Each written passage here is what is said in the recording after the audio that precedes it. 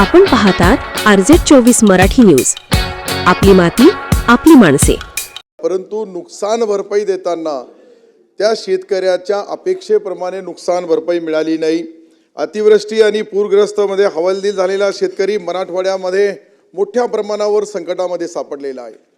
हे संकटामध्ये सापडल्यानंतर याला विशेष पॅकेज द्यायला पाहिजे होतं. खरं म्हणजे ते जर्नल पॅकेजमध्ये राज्याच्या सर्व तिजोरीतून जे 31,600 काही कोटी रुपये जे मंजूर केले, त्यामध्ये अजून प्रत्येक नुकसान भरपाई झालेल्या शेतकऱ्यांपर्यंत ते नुकसान बी पोहोचलेले नाही.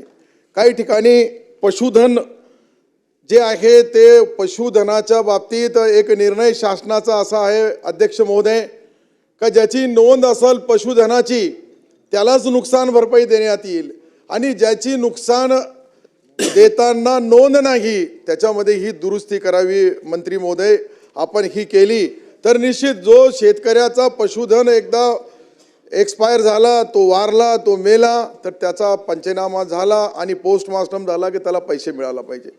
परंतु दुर्दैवाने अशी नोंदीच्या बाबतीत अनेक वेळेस मी ताईलाही भेटलो, मंत्री महोदयांना त्यांनाही विनंती केली का अशाप्रमाणे पशुधन एकदा शेतकऱ्यांचा दुधाचा असेल, शेती करण्याचा असेल, तो एकदा वाहून गेला किंवा कुठं सापडला नाही तर त्याची ही नोंद ग्रामपंचायतच्या माध्यमातून किंवा पोस्टमार्टम करताना झाला नाही, त्याच्याबद्दल ही चिंता सरकारच्या वतीने शेतकरी चिंतित आहे, त्याला मदत द्यायला पाहिजे.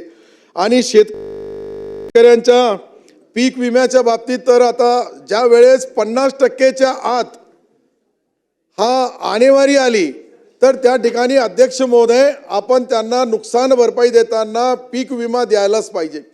कारण की पीक विमाचा आधार काय काढणार, तो आधार म्हणजे त्याचा जो नजरी पाहणी असती, त्यानंतर अंतिम पाहणी केल्या जाते, तहसीलदार महोदय त्याची घोषणा करतात आणि त्या माध्यमातून जिल्हाधिकारी त्याची माहिती सर्व माहितीच्या प्रेसमध्ये असेल, इलेक्ट्रॉनिक मीडियाला असेल ते देतात. शेतकऱ्याला वाटतं की मला आता पीक विमा मिळणार आहे, परंतु दुर्दैवाने कंपन्याचे लोक जे असतात ते आपला कलेक्टर जो असतो तो IAS ऑफिसर असतो, क्लास 1 अधिकारी, तहसीलदार सुपर क्लास 1 अधिकारी असतो, परंतु विमा कंपन्याचे जे लोक आहेत ते कदाचित पाहिलं तर कोणी 12वी पास आहे, कोणी BA फर्स्ट इयरला आहे, कोणी सेकंड इयरला आहे आणि तो याचा मूल्यमापन करतो का किती झालं. आणि आपला जो कृषी अधिकारी असेल किंवा त्या ठिकाणची आपली सरकारची यंत्रणा जी बोलते त्याच्यावर विश्वास ठेवत नाही. तर याच्याबद्दल ही आपण थोडा बारकाईने एखादी कमिटी नेमावी आणि एखाद्या कमिटीने नेमल्यानंतर आता प्रधानमंत्री पीक विमा योजना आहे म्हणजे महाराष्ट्र सरकारचा अर्धा, केंद्र सरकारचा अर्धा पैसा आणि शेतकऱ्यांचा हिस्सा, तिन्ही म्हणून आपण जे नुकसान देतोय त्या नुकसानमध्ये त्याचा डिसाईड करण्याचा अधिकार त्या साध्या 5,000 किंवा 7,000 रुपयाचा कर्मचारी करतो.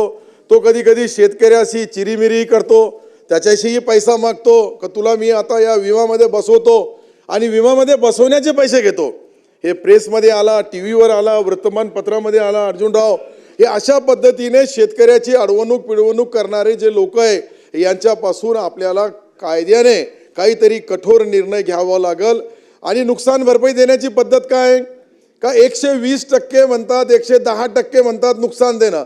100% पैसा तर आपला सरकारचाच आहे, 50% केंद्राचा, 50% राज्याचा आणि त्याच्यावर 10% पैसे देतात. ते त्याचा वरचा असलं परत सरकारने द्यावं.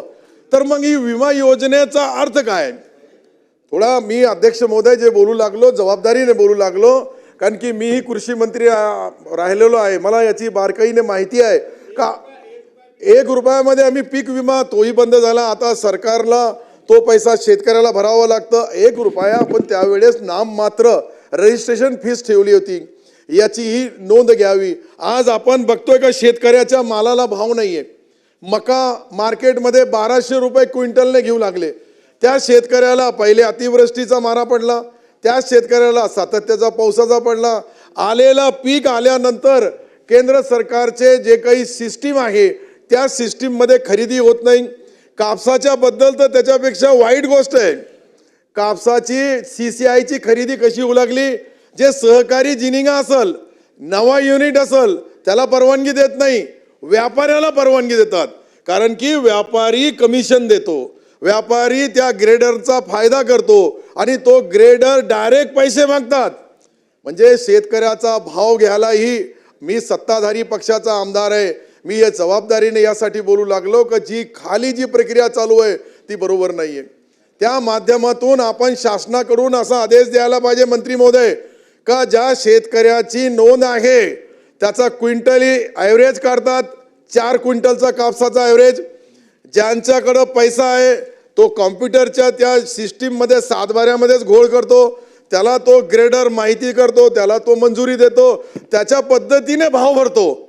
आणि ज्यांनी काही नाही केलं त्या ठिकाणी, कारण की सहकार आहे शेतकऱ्याची, माझ्याच मतदारसंघात 5,000 शेतकऱ्याची जीन आहे, नवीन बजाजचा युनिट आहे, 48 DR आहे. आणि हे सर्व असल्यानंतरही त्याला परवानगी, ज्याचा जुना 10 वर्ष अगोदरचा जिनिंग आहे त्याला परवानगी देतात. कारण की त्या ठिकाणी अशा पद्धतीने शेतकऱ्याची जी अडवणूक पिळवणूक चालू आहे. अध्यक्ष महोदय, याच्याकडे आपल्याला लक्ष द्यावं लागेल आणि याला लक्ष देताना इथून आदेश काढावा लागेल का खाली जी परिस्थिती निर्माण होऊ लागली या परिस्थितीला जबाबदार तो जो CCIचा अधिकारी किंवा ग्रेडर असतो त्याला धरायला पाहिजे. आज सोयाबीनची खरेदी तशीच आहे, सोयाबीनची खरेदी चालू झाली नाही. कोणी म्हणतो बारदाना नाही आहे, कोणी म्हणतो त्याच्याकडे आमच्याकडे स्टॉक करायला जागा नाही आहे.